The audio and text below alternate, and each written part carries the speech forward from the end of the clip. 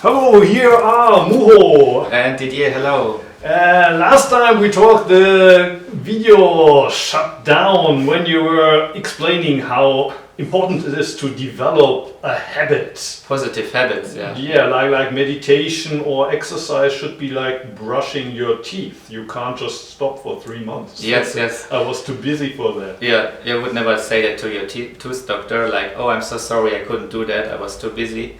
And yeah, and you just don't question that anymore. You could also install such positive habits for relaxation, let's say doing one Qigong exercise every day, and you at a certain point you don't question that anymore. I think you don't question, you're just in the morning, you may get up, and if you feel like it, you're sitting and you're doing your meditation. And at the beginning it may be a lot of resistance to it. You may, I want to check my phone, or I should answer those emails, and maybe if I do it now then I will have later more time, but later there will be other things which will make you busy. So you need that kind of break or that kind of time for yourself to connect. And I see some are coming of course here into my clinic to get like a massage or some treatments here, and this is also time to connect for yourself, but you can also do that by yourself. Mm-hmm. Sometimes I got asked, where do you go for a massage? If I have 1 hour time, I prefer doing my exercises. Yeah, really. Yeah. So because it's so anchored, and I can just relax by myself. And of course, sometimes I also like to enjoy a treatment or so. But if you say that, people won't come to your place anymore. So maybe you shouldn't say it. It's okay. It's okay. Another client said to me, if I'm so effective, so he don't need to come anymore. It's okay. Or I have another client. She came here regularly, and then she started Tai Chi with me. Yeah. And then she don't need my treatment anymore. But I'm okay with that. Yeah. If everyone would be super healthy, I would just learn something else. Okay. Or do something else. No, but I think just starting with a positive habit of like either sitting or qigong or some stretching exercises.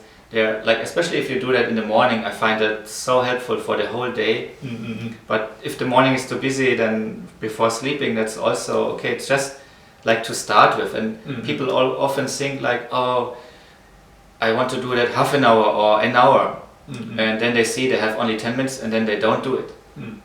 But I think if you have 5 minutes, then just do 5 minutes. It's just about installing the new habit. Mm-hmm. Okay, I did it 5 minutes, and then tomorrow I have even 3 minutes, but I did it. Mm-hmm. And then you install that new habit, and then maybe there will come a time you will find 10 minutes. And then you will find half an hour, because also you feel there's something going on and the resistance is less and less. And you can calm down more and more. And then you will, I guess you may see that the work will also get easier, or you get easier new ideas, or you feel like, it's you have you're better organized or something, less confused or so maybe, because you installed that kind of peace or some true moments for you, some moments where you can like have more energy. You bring more energy towards yourself when you bring your attention towards yourself.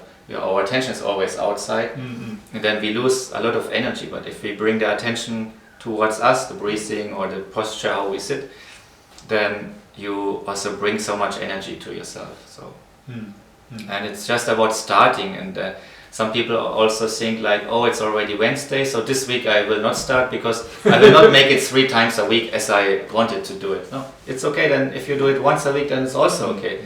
Just to start with a little habit, and once it's installed, your body will get more and more easy into the relaxation routine or whatever you like to achieve. Yeah. So I guess discipline is also a key factor. That's true. Although people today, they don't talk about discipline so much anymore. Is it true? Why? Well, I have the feeling that discipline sounds kind of old-fashioned, old school. That's true, yeah. But I think like from the German background, there's Yeah, it sounds still- like Nazi Germany. Oh, really? No? Yeah, but I didn't put it to this kind of negativity, in this negative corner, but I saw there's still a certain discipline level, like as a base level in Germany. I see. I guess also in Japan, so... Yeah, but sometimes people think about that as the negative aspect of German and Japanese culture, this kind of pressure and discipline you have to follow. Yeah, I mean, you can use tools for bad and good things, always. Yes. But like ending up without discipline will bring you nowhere at the end. So, so this is a very important point. Yes. And I have the feeling that also relates to this pain topic. This because you build up your discipline while holding a little bit of pain. Yeah. Of pain, yeah. Also in the horse stance, you're building up your willpower. Yes. Yeah.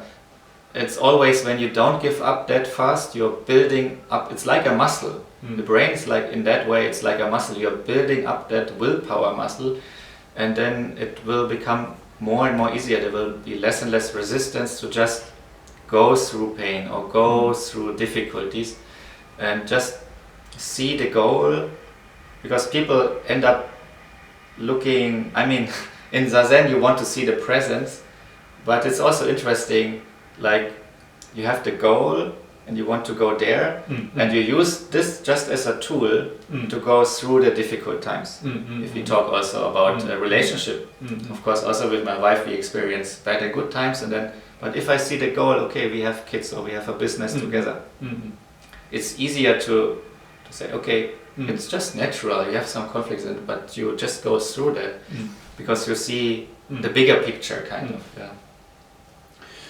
Yeah, maybe aim is the right word. When you say goal, you forget about where you stand, or if you only focus on the goal. But there's the aim, but you also know where you're standing, and at the same time where you're aiming at. Yeah.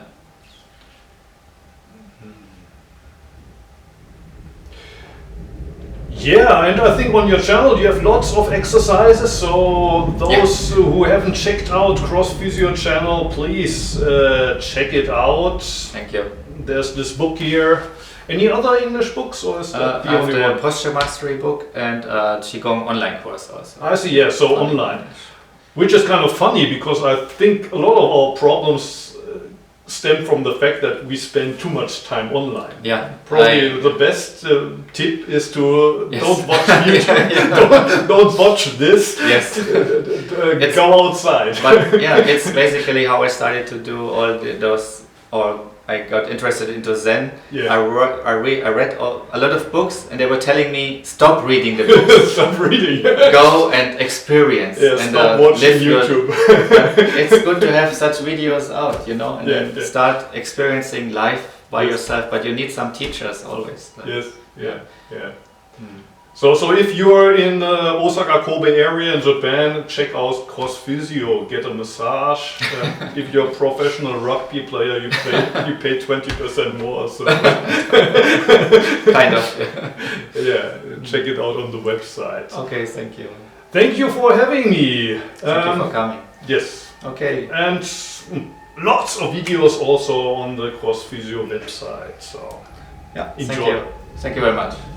And June next Zazen workshop. June 15th, it's a Saturday, 9:30 to 11:30. You're welcome to come. Check out my website, crossphysio.jp. You will find a link to register. It's for free, and Muho will host the workshop. And I'm very happy if a lot of you are interested. I saw at the entrance there's also another workshop already for November, voice training. Yes, this is a friend of us in Munich. We also participated at her workshops, and we are so happy that she will come here. And she will host a Japanese and English workshop, like each one day. It's basically about voice, but the way she does it, the way she does it is very holistic, and she's doing a lot of like holistic exercise that you go really deep inside yourself, that your voice really comes out of your whole body, like you feel really connected with your whole body, your whole self.